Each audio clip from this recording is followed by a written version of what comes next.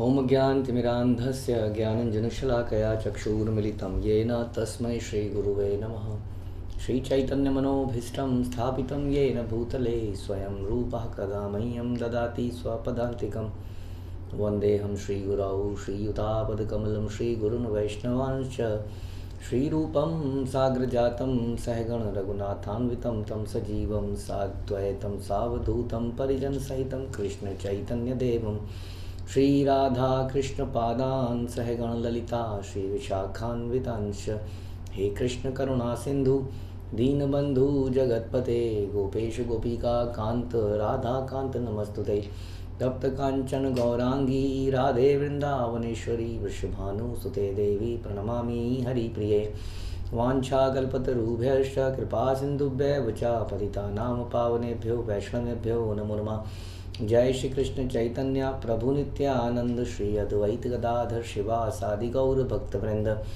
हरे कृष्णा कृष्ण कृष्णा हरे हरे, हरे राम राम राम हरे हरे। नमो विष्णुपादाय कृष्णप्रेष्ठाय भूतले श्रीमते भक्तिवेदांत स्वामिन्निति नामिने। नमस्ते सारस्वते देवे गौरवाणी प्रचारिणे निर्विशेष शून्यवादी पाश्चात्य देश तारिणे।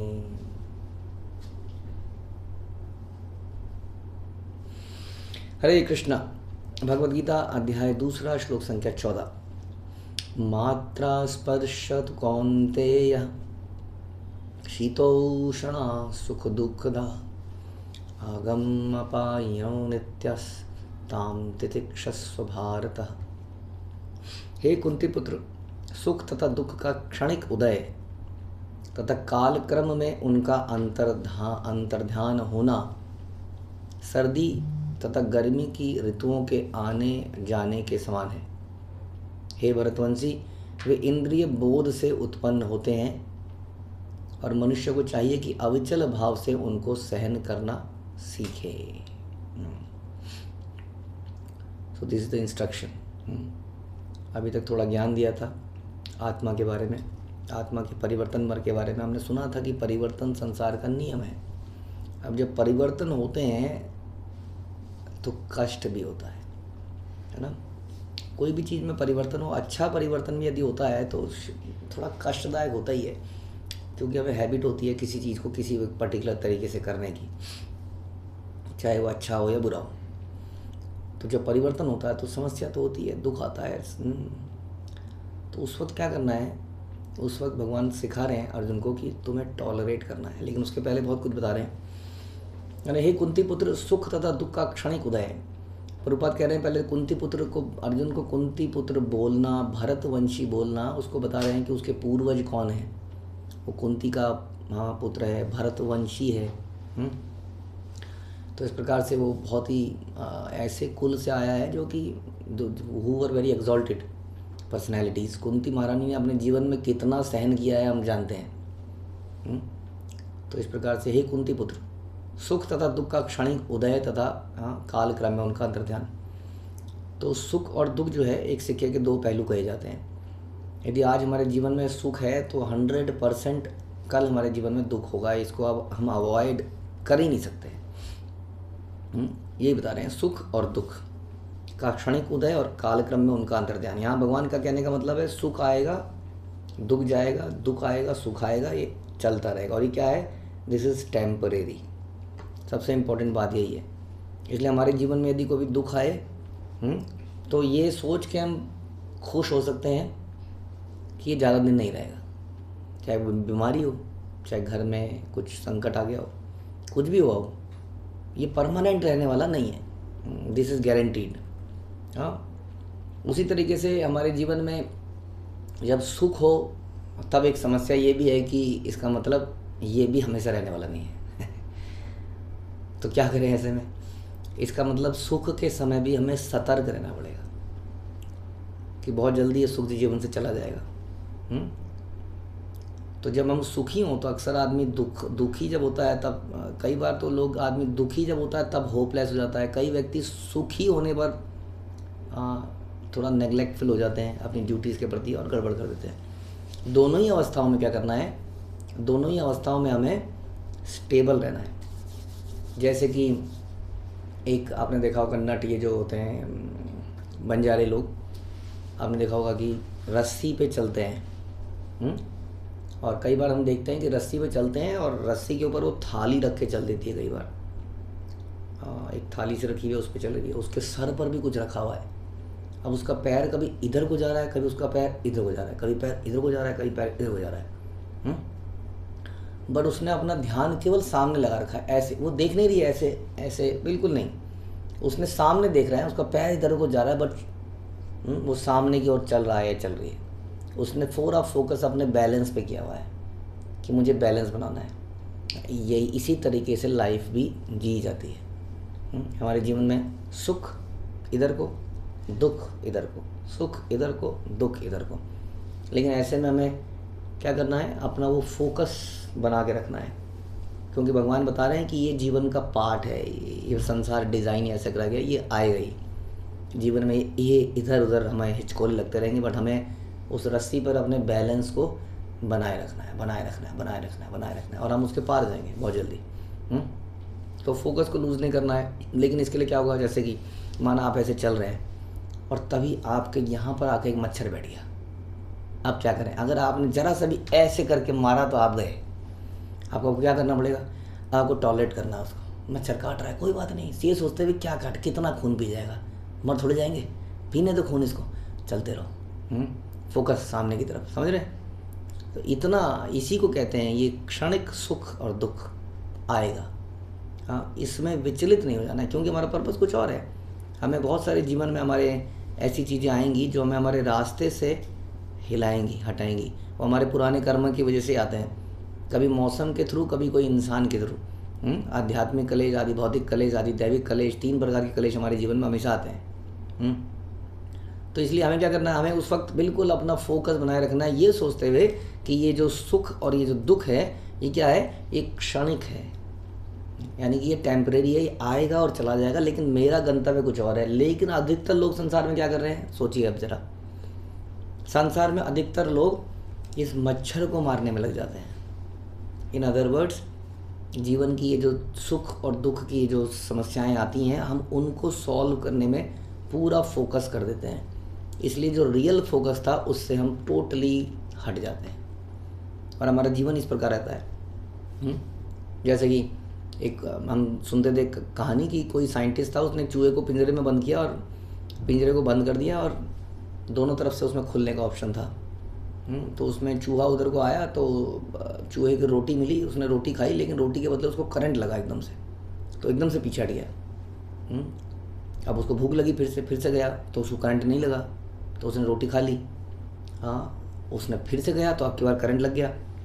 अब वो इसी उधेड़ उनमें बना रहा कि मुझे कब करंट लगेगा, कब नहीं लगेगा, कब रोटी खानी है, कब नहीं खानी है। तो बताते हैं कि साइंटिस्ट ने मीनवाइल दूसरी तरफ से डोर खोल दिया, लेकिन वो दूसरी तरफ के डोर से बाहर नहीं निकला, क्योंकि उसको इस पजल को सॉल्व करना था कि आखिर ये माजरा क्या है।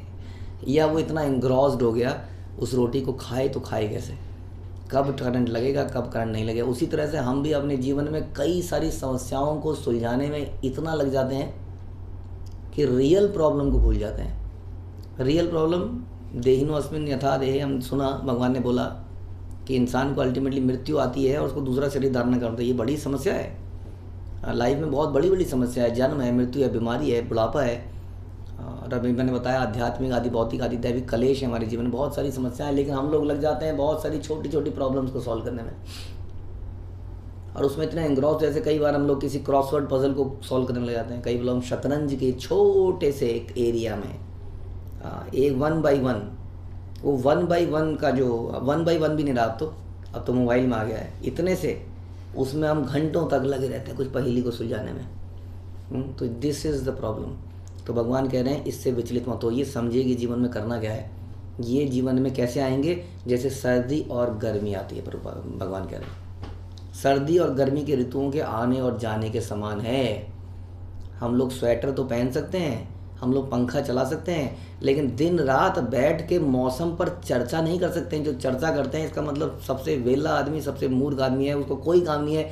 बारिश इतनी आ गई, बारिश इतनी आ गई, ये इतना हो गया, गर्मी इतनी हो गई, पूरे दिन यही चर्चा उसके पास, क्योंकि उसका कोई वर्थवाइल काम नहीं है। तो दैट इज़ द थिंग। आप प्रिकॉशन ले सकते हैं लेकिन उसमें अपना जीवन का समय वेस्ट नहीं कर सकते। इसलिए ये अब भगवान आगे बता रहे हैं कि ये जीवन में क्यों आते हैं ये सब, ये जो हमें ये जो फील होती हैं ये क्यों आता है, दिस इज़ बिकॉज ऑफ इंद्रिय बोध, सेंसेस के कारण। हमारी जो सेंसेस है जब उस सेंसेस के सब्जेक्ट्स के कारण हमारी जो ये जो इच्छाएं हैं वो इच्छाओं की पूर्ति ना होना, जैसे आँख चाहती है कुछ ब्यूटीफुल देखना, जीभ चाहती है कुछ ब्यूटीफुल खाना, कान चाहता है कुछ सुनना, ऐसी बहुत सारी हमारे अंदर इच्छाएं हैं। और उन इच्छाओं में हम चाहते हैं कि मौसम बड़ा अच्छा हो, सुहावनी सी हवा चल रही हो, लेकिन वो हवा जब नहीं चलती है तो हमें प्रॉब्लम होती है। ऐसी बहुत सारी समस्याएं हैं बिकॉज दिस इज इंद्रिय बोध। इंद्रिय क्या है? इंद्रिय जड़ है, जड़ विषय। क्यों? इंद्रिय बॉडी से रिलेटेड है। हमारी इंद्रियां चाहे ज्ञानेंद्रियां हो, कर्मेंद्रियां हो, ये आध्यात्मिक नहीं है, ये मैटीरियल है। समझिए हमारा शरीर मैटीरियल तत्वों से बना है, जिसमें कि 5 महाभूत आप जानते ही हैं, भूमि, जल, वायु, आकाश, अग्नि। इनके अलावा उसके अंदर क्या होते हैं? 5 सेंसेस होती हैं, ज्ञानेंद्रियां, 5 कर्मेंद्रियां होती हैं और 5 इंद्रियों के विषय होते हैं। तो ये सारे तत्व हैं जिनसे हमारा शरीर बनता है और ये मैटर है। मैटर समाप्त हो जाता है। हम जब मरते हैं तो हमारी इंद्रियां इस प्रकार की ग्रॉस एलिमेंट सब समाप्त हो जाते हैं, केवल मन की इंद्री बची रहती है, बाकी सारी जो इंद्रियां हैं समाप्त हो जाती हैं। दूसरे शरीर में दूसरे प्रकार की इंद्रियां मिलती हैं। तो ये इंद्रियां वास्तव में हमारा असली पहचान नहीं है। इसलिए इंद्रियों से निकले विषय, इंद्रियों से निकली इच्छाएं भी हमारी असली इच्छाएं नहीं हैं। और ये हमारे जीवन में सुख और दुख लाती रहती हैं। जैसे जब हम गोलगप्पे खाते हैं बिल्कुल तड़क भड़क का पानी वाला, हाँ, तो बड़ा अच्छा लगता है, सुख आता है, लेकिन बाद में पेट में दुख भी आता है, ज़्यादा जल जाता है जब। तो इस प्रकार से इंद्रियों के वो कारण हमारे जीवन में, तो बड़ा छोटा सा एग्जाम्पल था। आध्यात्मिक कलेश बहुत बड़े बड़े होते हैं जो मन, बुद्धि, अहंकार से हो जाते हैं। ये सब ये हमारे जीवन में इंद्रियों के बोध से उत्पन्न होते हैं, क्योंकि आदमी इस तत्व को भूल जाता है जो भगवान ने पीछे बोला था कि living entity is not the body. क्यों? क्योंकि बॉडी के समाप्त होने पर भी वो दूसरा शरीर धारण करती है। इसका मतलब we are something beyond body, जो कि आगे जाके और क्लियर होगा। उसका बोध होने के बजाय हमें बॉडी का बोध ज़्यादा है, सेंसेस का बोध, नॉलेज, अवेयरनेस ज़्यादा है।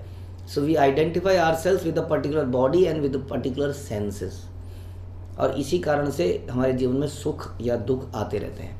कभी हमें गर्मी लगती है इसी बॉडी को, कभी सर्दी लगती है। वास्तव में आत्मा को ना तो गर्मी लगेगी ना सर्दी, क्योंकि आत्मा मैटर से नहीं बना है। मैटीरियल तत्वों को सर्दी या गर्मी लगती है, राइट। और ऐसे कई सारे एग्जाम्पल लिए जा सकते हैं। फॉर एग्जाम्पल हमारे जीवन में कोई चला गया, अब हमें बड़ा दुख हो रहा है, ये जीवन का दुख आ गया। लेकिन जैसे ही उसको ये समझ में आया कि आत्मा तो मरती नहीं है, आत्मा के लेवल पे देखा जाए तो ये दुख नहीं है। ये दुख भी तब तक है जब तक हम देहात्म बुद्धि पर हैं, बॉडीली कॉन्शियस पे हैं, इंद्रिय बोध पर हैं, इंद्रियों के अवेयरनेस के लेवल पे हैं। तो यही भगवान बता रहे हैं कि हे भरतवंशी, ये जो सुख दुख आते हैं ये इंद्रिय बोध से उत्पन्न होते हैं। तो ऐसे में मनुष्य को क्या करना चाहिए? अविचल भाव से सहन करे, टॉलरेट करे, जैसे मैंने बताया। क्योंकि आपका लाइफ का गंतव्य कुछ और है, आपको उस रस्सी पर चलना है। ये जीवन में आते रहेंगे, ये बैलेंस खराब होता रहेगा, लेकिन हमारा फोकस नहीं हटना चाहिए। हमें बीच में से मच्छर भी काटेगा, हमें कुछ भी और होगा, हाँ, इन द सेंस हमारे जीवन में कई सारे दुख आएंगे, तब भी हमें उधर को विचलित नहीं हो जाना है। You can take some precautions, but हमारा रियल जो हमारा समय लगना चाहिए वो लाइफ की रियल प्रॉब्लम को सॉल्व करने में लगना चाहिए। लाइफ की रियल प्रॉब्लम्स है death, disease, old age and for that matter birth also. तो इन प्रॉब्लम्स को सॉल्व करने में हमारा फोकस बना रखना चाहिए। वास्तव में इसके भी ऊपर जीवन का वास्तविक पर्पस उस भगवान को जानना है, उससे रियल प्रेम करना है। इसलिए टॉलरेट का मतलब भी हमें समझना चाहिए जब हम इतना डिस्कशन कर रहे हैं। तो टॉलरेट का रियल मतलब क्या होता है? टॉलरेट का रियल मतलब ये नहीं है कि आप किसी चीज़ को कुछ आपने सुना, किसी से आपको किसी ने बेइज्जत कर दिया, कुछ गलत बोल दिया और आपने टॉलरेट किया और घर में जाके अपनी पत्नी पे निकाल दिया, या ऑफिस में अपने सबऑर्डिनेट के ऊपर निकाल दिया, या वटेवर बच्चे ने माँ पे निकाल दिया, या कुछ भी। टॉलरेट का मतलब ये टॉलरेट किया ही नहीं आपने, ये तो आप मजबूरी में किसी तरह से आप क्या, आपको पता था यहाँ बोलूँगा तो थप्पड़ पड़ेगा। बस में किसी ने आपको ज़रा सा धमका दिया, अब आप उसको तो बोल नहीं पाए, उसको पता है घूंसा मारेगा, तो आपने अपने कमज़ोर इंसान पे जाके निकाला। इसको टॉलरेट करना नहीं कहते हैं। टॉलरेट का real meaning, toleration comes with forgiveness. When we are really forgive that person, जब हम उस व्यक्ति को एक्चुअली में क्षमा कर देते हैं, तभी तो हमने टॉलरेट किया। वरना हमने क्या टॉलरेट किया? वरना तो हमने फटने के लिए अंदर भर लिया और फिर फट गए। तो इसलिए जीवन में और जब फटता है तो फिर टोटली इम्बैलेंस हो जाता है ना। जब कोई चीज़ फटेगी तो आप समझ ही सकते हैं तब कहाँ बैलेंस बना रहेगा लाइफ में। इसलिए जब हम कह रहे हैं कि टॉलरेट करो तो इसका मतलब यही है कि टॉलरेट करने में आप विचलित नहीं हो रहे हैं। अक्सर लोग टॉलरेट करने कुछ और समझते हैं, सहन कर रहा हूँ बस, आखिरी बार एक और बोलेगा तो कर दूंगा। वो आप सहन नहीं कर रहे हो, तो आप बेसिकली भर रहे हो अंदर। हाँ, अब जब it's a matter of time कि वो कब फटेगा। जबकि टॉलरेशन में क्या है कि आप एक्चुअली उसको रिलीज़ भी करते जा रहे हो। हाँ, और ये सब कर कैसे पाओगे आप? क्वेश्चन ये आता है ये हम कैसे करें। इसी के लिए पूरी गीता बोलेंगे भगवान। इसी के लिए हमें ये सेकंड अध्याय बड़ा इंपॉर्टेंट है, आत्मा का ज्ञान। जब हम इस लेवल पे आएंगे कि ये जो मेरे जीवन में सुख आ रहे हैं, दुख आ रहे हैं, ये मान आ रहा है, ये अपमान आ रहा है, ये वास्तव में मेरे से रिलेटेड नहीं है, ये मेरे पुराने कर्मों की वजह से आ रहा है और मुझे कुछ और करना है। I am a soul, part and parcel of Krishna, और मुझे भगवान के धाम में जाना है। वो मेरा फोकस है, वही मेरी रस्सी पे मेरा बैलेंस करने का मतलब है। I have to go back to रस्सी के इस छोर से रस्सी के उस छोर तक। हाँ, इस मेटीरियल जगत से उस स्पिरिचुअल जगत में हमें जाना है। ये हमारा रियल बिजनेस है, इसी पे मुझे फोकस करना है। और इसके लिए रियल मीनिंग ऑफ टॉलरेशन मैंने आपको बताया कि विचलित नहीं होना है। तो टॉलरेट करते ये तभी हो पाएगा जब आप एक्चुअली में फॉरगिव कर पाओगे सामने वाले को, उस परिस्थिति को, उस व्यक्ति को, या वटेवर, कंसिडरिंग कि ये मेरे जीवन में मेरे ही कर्मों का फल है। तब आप आराम से चलते रहेंगे। जैसे हम कहते हैं ना कि जब दांतों के बीच में जीभ आ जाती है तो हम विचलित नहीं हो जाते। क्यों? हमें पता है कि मैंने ही तो काटा है अपनी जीभ को। इसलिए हम अपने दांतों को तोड़ते नहीं हैं। अंडरस्टैंडिंग कि मैंने ही काटा है। उसी तरह से जब हम समझ जाते हैं ये टॉलरेट करने का एक तरीका है। जब हम समझ जाते हैं this is something due to my karma. हाँ, एंड एनीवे ये कर्मा जब तक रहेंगे तब तक ये शरीर है। जब ये शरीर चला जाएगा तो कर्म भी चले जाएंगे। जब आत्मा के लेवल पे हम चले जाएंगे, भगवान के धाम में चले जाएंगे, तो that is our real journey. इस मानसिकता से हम चीज़ों को टॉलरेट कर पाएंगे कि this is a temporary world full of miseries and all those things, but the real world is somewhere else. ऐसा करके हम टॉलरेट कर पाएंगे और विचलित नहीं होंगे और अपने गंतव्य पे बने रहेंगे। हरे कृष्णा। श्रील प्रभुपाद की जय, भगवद गीता की जय।